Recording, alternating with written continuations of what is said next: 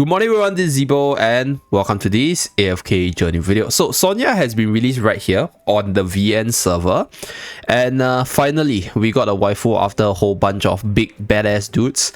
And without further ado, let's run through her skill kit and then pull for one copy of her to play test and then give our initial impression. So starting off with the ultimate, first of all, she's a physical attacker, as light bearer, round range, okay. Tempest Trust. Sonja delivers 8 piercing strikes on enemies in a designated frontal area, 3 tile wide and 3 tile long. Okay, so it's like a square, I guess, dealing damage. Each strike also deals extra damage equals to 4% of the enemy's current HP, up to 160% of Sonja's own attack. She then charges to the far end of the struck area, dealing damage to enemies within it. While casting this skill, Sonja is immune to all control effects. I mean, seems really similar to Harak, by the way. 4%, each strike deals extra damage equals to 4% of the enemy's current HP. Okay, this is interesting. I'm not sure whether or not current HP is actually better than like lost HP, because I think current might actually be better. Yeah, I think current might actually be better. Yeah, I mean, against bosses, I think current HP might actually be better, because if I remember correctly, Lily May is also current HP as well. Yeah, but anything that is like extra damage to like a current HP, right, has always been really good against endless bosses. So yeah, like, I mean, that's a sign there. I mean, it's not a confirmed thing, but it is a sign. Yeah, see? No, this is targets max HP. I have so many questions right now, like, what is all this vocab about? Okay, true damage. Okay, this is additional true damage equals to blah blah blah of target's max HP. Now for Sonja's case, it's target's max HP. I think that is physical damage. Yeah, could be, right? So okay, what I'm assuming is that each strike, it's a physical damage that is a percentage of the enemy's current HP. And against endless bosses, this is actually still really good, right? Even though Lily May's true damage is probably better, because true damage negates the defense stuff. Yeah. So we shall see, we shall see. I might probably pull for her to Supreme Plus and, you know, just see how good she is for the Dream Realm side. Next, we have Crimson Covenant. When a battle starts, Sonja forms Crimson Covenants with 2 ally placed to her left and right, prioritizing those in the front over the back, so a V shape, increasing their attack and their physical defense. While Crimson Covenant is active, the 2 allies gain an extra 3% attack and 4% physical and medical defense every 6 seconds, stacking up to 6 times. Okay, so that is immune to all control effect while casting this skill. Crimson Covenant is terminated if either of the buff ally is defeated. In this case, Sonja absorbs the accumulated stats bonuses from both allies, gaining them for herself until the battle end. So at max level, 4% plus 5% every 6 seconds. So that is a total of 24% attack and 30% physical damage. Okay, 24% attack. Oh, actually, that's even higher than Smokey's value. Okay, let's take a look at Mikola's value. I mean, thinking about buffs itself, we have to compare with Mikola, right? Which is currently one of the best buffers in the game for the bossing side. 20% right here. So, but this is at the start, right? Because if you just hold on to the heroic duo, it's gonna be like you just get the buff, but this is 20% plus 5 skill points, 25% for all allies. But for Sonja's case, it's upward to, let me just see the values again. Not sure whether or not she has a skill power charm. This is 20. So let's say if you get like a 5 skill point, that's 5.5. 5.5 times 6 is 33% attack, right? But that is 33% attack after 36 seconds. And only on 2 allies. Okay, the buff is higher, right, on 2 allies compared to Heroic Duo, but it takes a lot longer to build up. And on top of that, in the PvP side, I mean in the Dream Realm side, usually, okay, with Harak, there is a possibility that when the ally gets defeated, Sonja becomes the carry because she gets the stat boost from both the allies. So that's another interesting factor to consider. Okay, this is actually really interesting because like there's so many things on my mind right now. Like, okay, so first of all, she's gonna get like a base 16%, right? Then if you get 5 skill power, that's a base 21. And then over time, she's gonna get like additional 30+% attack on 2 allies. So on the Dream Realm side, this skill might actually be really, really strong, to be honest. 50% attack. It's crazy. Yeah, despite not being immediate, but that 16%, if you get like 5 skill points immediate, right? So this is actually good. It's actually good. Okay, now let's take a look at the third skill, Stunning Reception. Sonja spins, slashing enemies within 1 tile twice with her cloak, each slash dealing damage and stuns the enemy hit for 1 second. Okay, so 2 hits, 2 seconds stun, right? So each hit stuns, and I don't know whether or not it's stacked. I think it should stack. Yeah, 2 seconds stun. Okay. Pretty simple normal attack with a 12-second cooldown.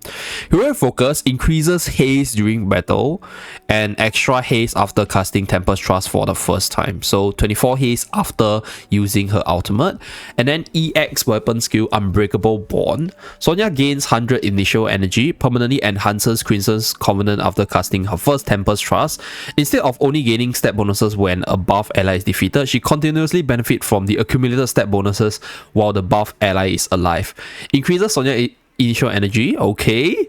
Reduces damage taken by 40% for a Covenant member if any other member is alive. 50% of the reduced damage is shared by other members, but this was... Oh, what? Hey, this is crazy. Okay, first of all, getting initial energy means that there's a high chance she's able to start her Temper Trust earlier for her to get the additional haste. And on top of that, right, dude, this reduces damage 40%. Oh my god, PvP wise is going to be quite massive, to be honest. Yeah, 40%. It's because like when she casts it, she can't be interrupted, right? She can't be interrupted in this skill, so this skill will definitely go through on 2 allies. So whether or not we can get ironed, I don't think so. Yeah, so I think this skill will go through, and then you have 2 allies with 40% damage reduction and also the ability to take damage for another member. So maybe fighting against like a AoE team might not be that optimal because everybody's taking equal amount of damage, but against a single target team, oh my god, this is looking good here. Yeah, and on top of that, right, instead of only gaining stat bonuses when the buff ally is defeated, she continuously benefits from the accumulated stat bonus while the buff allies are active. So meaning, right, instead of just buffing the 2 allies, she's also getting this stat buff, and if any of these buff ally is defeated, she absorbs the accumulated stat bonuses from both allies, gaining them for herself to become the mega carry. Okay, so this is her way of being a Harak, I guess. So she's the light bearer Harak. Sonja absorbs 20% of the damage dealt by Tempest Trust into self-healing. Oh, this is the sustain that she needs. So okay guys, I'm excited. Let's just do a 10 pull first, and then we run through some simulation with her. Let's go. Interested to see her kit. So I think at 1 copy this unit would probably be more of a support character, but she definitely seems like a Harak level character, or maybe like a Harak like character from what it seems. Yeah, it really depends on whether or not that... Oh wait, I need to change out the wishlist because my Coco's maxed out. So I think right here I'll probably put in an Entendra because I think Entendra is generally more useful. So let's go. 2 copies. Okay, 2 purples. Okay, let's keep it. Continue. 3 purples. Okay, so this time around we hit PD, but I think it's still fine because we got like quite a bit of A level characters. Okay, here we are. Dun, dun, dun. Mini Icon. Okay, wait, please don't tell me the don't think the yellow. It should be Sonja. Yeah, okay. No matter friend or foe, stay out of my way. Okay. Crimson Queen Pin. Dude, I like her title. We're gonna share it for the gems. Okay, let's continue. Skip it. Okay, so that's her. Now, let's take a look at her charms first. Honestly speaking, I actually have a lot of hype for her. Yeah, because like I see her kit and I feel like she's like a light bearer Harak right here. So her magic charm ability is increase damage taken by 25% and reduces target's vitality by 20 after dealing damage to the target 2 times. So triggered every 10 seconds. So there's a 2-second downtime, but this is Brian's ability. Oh, okay. It could be good for bossing stuff. Okay, wait. I might need to buy some raids. So let's buy some raids. Okay, buy this. So we get a mythic set first. Oh, nice. Nice. Okay, so unfortunately, I don't have the full set for the arcane charm. If not, the skill power, dude. Oh my god. Wait, hold on. Yeah, the recommended charm is skill power. Dude, obviously, because it's like, there's like stat buffing thing for Smokey. Like there's just skill power buffs up so much attack for the 2 allies as well as herself if you have the EX weapon. Okay, so I think, yeah, this skill power and attack is probably the way to go. Although there could be a possibility that attack percentage here could be also one thing to look at. Okay, we shall see. Let's use her out in like some of the game modes first. Sonja. Okay, so this is how it works. Oh, so the 2 allies will be littered up in this way. Okay. Interesting. Okay, but then like, okay, positioning is a problem because like I'm thinking like, how do you position her such that, I mean, you can do this to benefit the 2 allies. Gotta sort of like, I guess this is probably, oh wait, something like this, I guess, right? Something like this. Okay, let's take a look. We have 2 melee units that's gonna run in front. Oh wait, did I buff Resto here? Oh no. Okay, so it's the buff is the V shape. So because my Resto is just in front of her, Resto doesn't get a buff. So I think, right, we can do this Luca formation with her if you have your Luca built up. So what will happen is you can put Luca on the V shape, right? So Luca gets the defense and attack buff, and then Luca can buff up to 3 allies. So let's say put Luca on this slot, for example, right? Luca will get this buff, and then she will also be buffed up by Luca from the EX weapon skill itself. So that is a possibility. Right here, I think I'm just gonna put OD here. We're gonna go use our frontline spell, so send everybody in. Okay, so activated.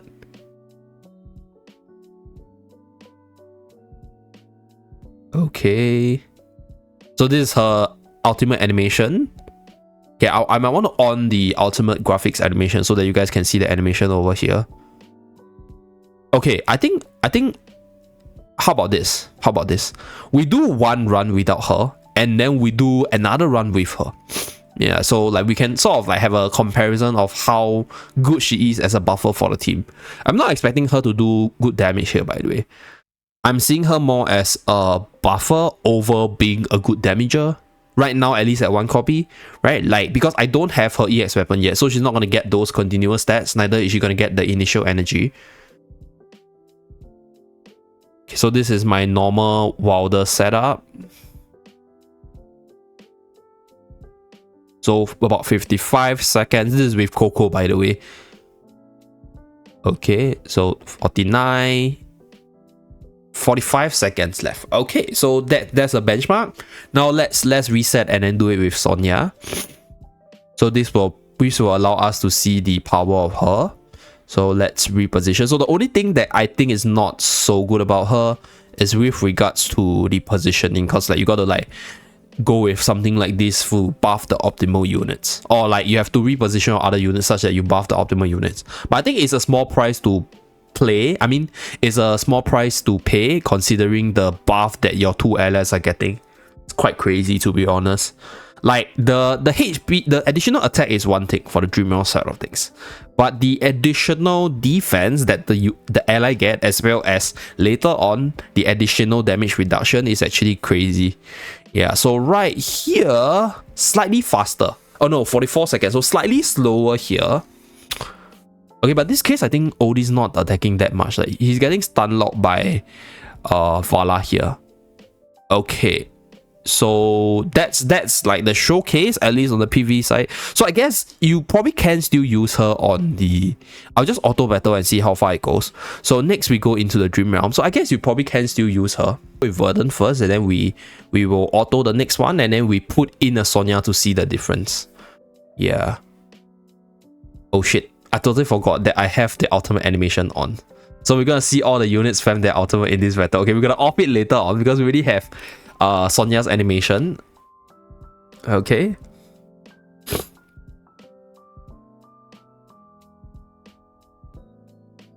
I think if let's say like we were to compare her to like what unit, I mean if we were to compare her to a unit that's currently being used in the Dream Realm, I think it will probably be a Smokey.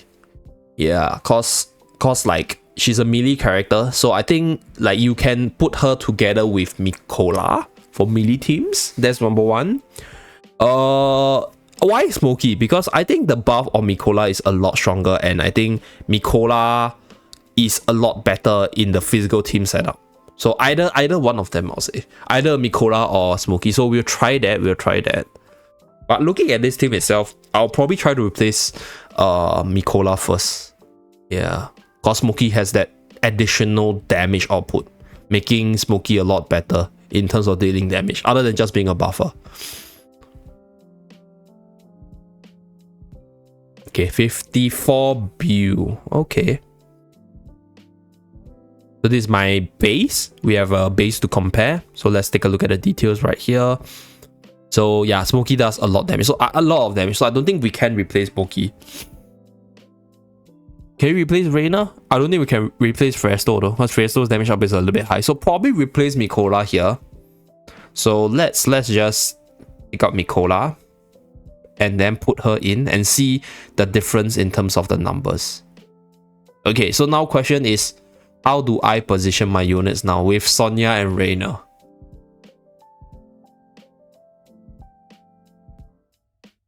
Here? No. Okay.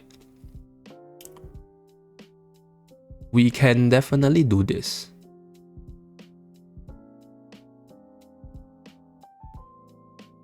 Can definitely do this. Wait, it's a bit weird now. Now that I think about it, it's actually kind of weird. Okay, how about we just buff both the Frestos and then see how much damage increase our Fresto does compared to Mikola. Yeah, I think this is probably the idea. Yeah, or we can shift this back. No, this will buff the Fresto diagonally. Okay, we go with this first. Okay, so this is without Mikola. Let's go. So we get a Covenant buff. And I don't think the Frestos will die, so I think the stacking will continue for 6 stacks. Oh shit, I totally forgot about the animation. We're gonna remove it. Let's take a look at the numbers. Okay. I mean, to be honest, right? Wait, we're gonna compare the numbers. Hold on, let me remove the ultimate animation here. Oh my god, hey, this could be the next Dream Realm character. Okay, why? Because if you take a look at my 2 numbers, right here, it's about 6 BU. But considering the fact that my Sonja's only at the base here, she's not doing damage, right? So she is both a damage dealer as well as a buffer. So that's one thing to take note of. Yeah, so right here, my Mikola did more because of the stat bonuses, because like Mikola didn't actually get too much out of the buff. But Sonja right here, right, even though it did reduce the Fresto's damage, you need to consider that, let's say if now you're running this team, right, and you have like her haze over here for her to cast her skill faster, as well as this additional unbreakable bond for her to start channeling her skill faster, there is a possibility that she hits a lot harder compared to like having Mikola in the team. So there is this possibility that either she replaces Mikola or either she is used as a standalone unit in the team, depending on the situation. Like you can replace her with Reina. I don't think she will be replacing Lily May though, because like I don't think this damage is that impressive, but I could be wrong because like I mentioned, she has the ultimate with the HP percentage damage. So yeah, looking pretty decent. I'll probably test her out in the other game modes later, so stay tuned for the 1 copy testing. And to be really honest, looking at her kit right here, I'm actually interested to push her to S+ to see how well she does on the PvP side, because she is a character that can buff the ally, right? Reduce the damage they take with all this massive damage reduction as well as defense boost, and then become the hyper carry in case the allies die. So that's something that I see for her right now. And thank you very much for tuning in. Do remember to like and subscribe to see more. See you guys again in my next video. Bye guys.